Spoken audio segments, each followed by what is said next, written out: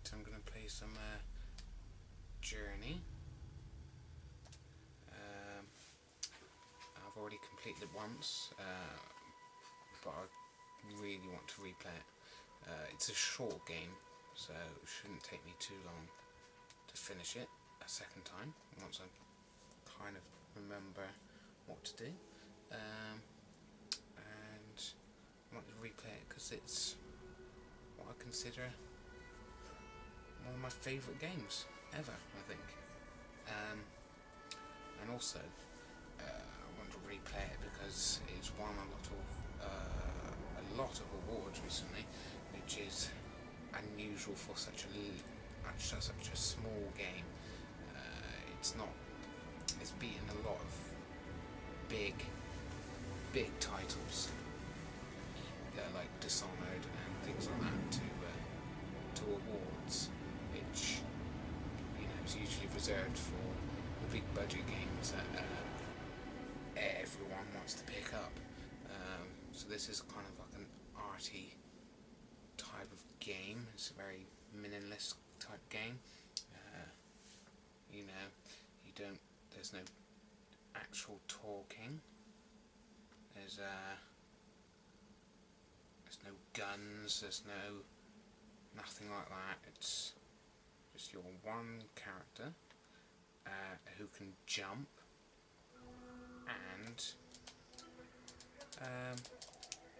talk a few different words or sounds, more kind of musical tones than talking. You can't actually understand what he's saying, but it sounds very nice, and you can actually meet someone on your journey, but not until a little bit later in the game. And this is the beginning. That mountain is basically the aim of the game. That's where you're journeying to. And for a long part of the game, you can see it. So I think that's quite interesting, the fact that you can see your end goal. And it's obviously every part of the game you're getting a little bit closer to it. The story, from what you can gather through pictures on the walls that appear if you find them, and through small little non-talky cutscenes between what you could consider levels, is that you're part of a civilization that's had some disaster befall it, and there's very few of you left, and for some reason your character needs to get to the top of this mountain. Now, like I said, all your character can do is jump / float and say a few words in his own language, and that thing on the back there shows you how far you can float.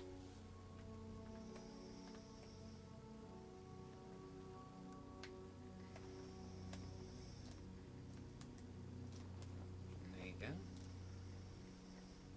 The sand looks incredibly beautiful in this game. The whole game is extremely beautiful, including the music and sound effects that your character makes.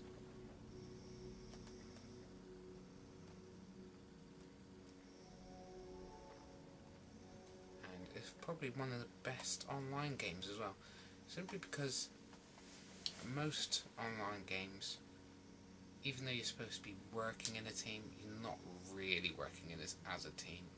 You're part of a team, but you're usually trying to beat the other players in your game, in your team, by getting the highest score, or getting the most points and things like that. And so basically, it's kind of, you're in a team, but you're not working as a team. And this game, on the other hand, now this is how you find out about the civilization that you were once in, and what's happening in the game, is through things on the wall, just like that. Like I was saying, you work in this game. You actually do work as a kind of a team to solve small puzzles, but it's less kind of working together than just having company to enjoy the journey that you're on, because it is such a beautiful game. It is quite short. You do just kind of want someone there to enjoy this journey with you,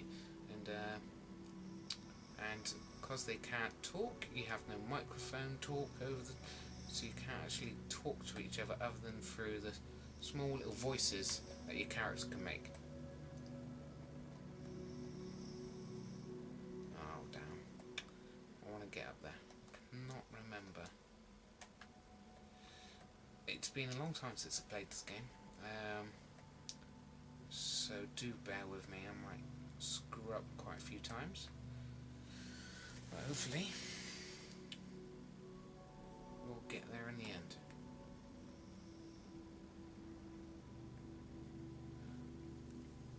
Now obviously some people will say computer games are art, and some will argue that computer games aren't art, but if anyone needs convincing that computer games are art, they should definitely check this game out. And there you go. I've got a long ribbon type thing on the back, scarf thing. That means I can jump further.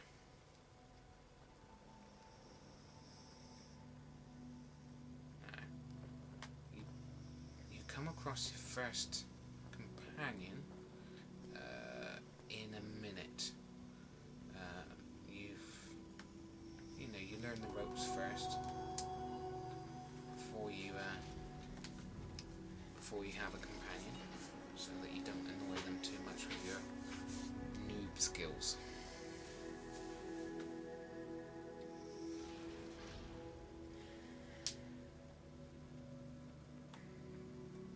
Right. And there. Doesn't that look amazing? It really does.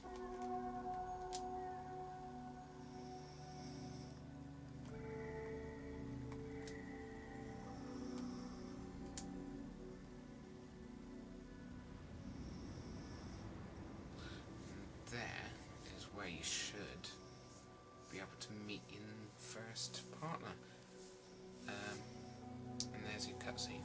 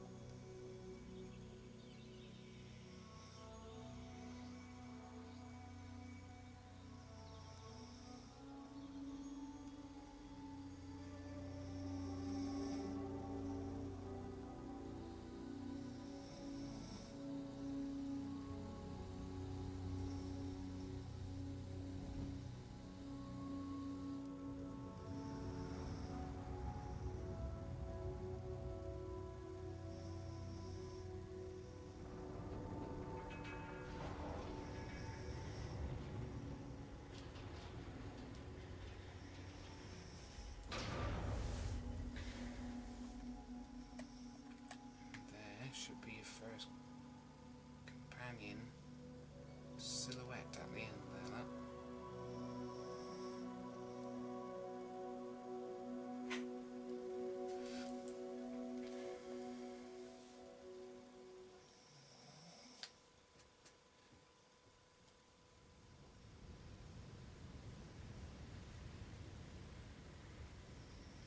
And I think in a minute I'll finish. Seems the right place to finish in a minute. I'll just show you this area, and hopefully we'll meet up with a first companion. There's this small puzzle here. I already know what to do in this, I can remember.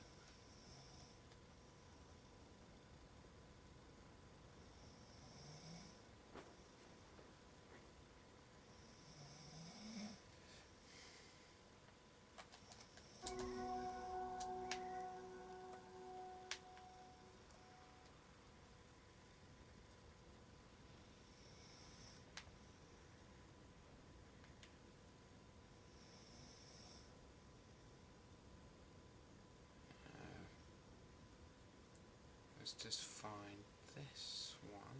Should make your... Yep. I've got an extension for my scarf. There you go. Looking rather snazzy now.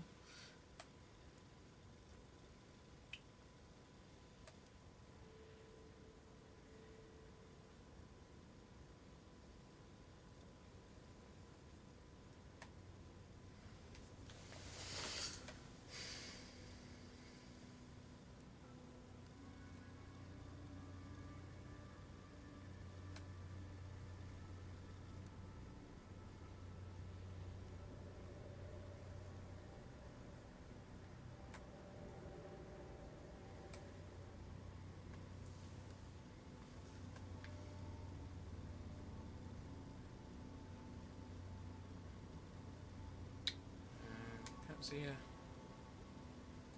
companion. What I remember, there's a little secret bit over. Oh, I can hear someone.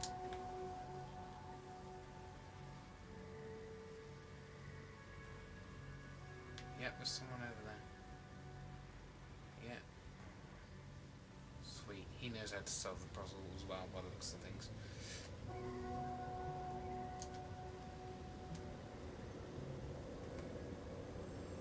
There we go. Extend it even further. This also, the scarf also acts as a kind of air life bar. Later on in the game there are some creatures that can do you some damage, and every time they hit they will make your scarf a little bit shorter.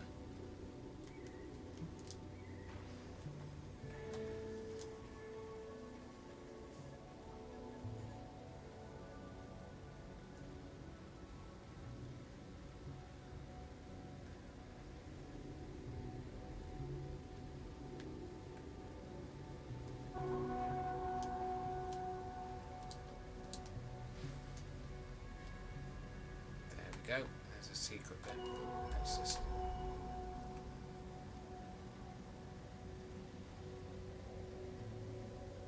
Alright.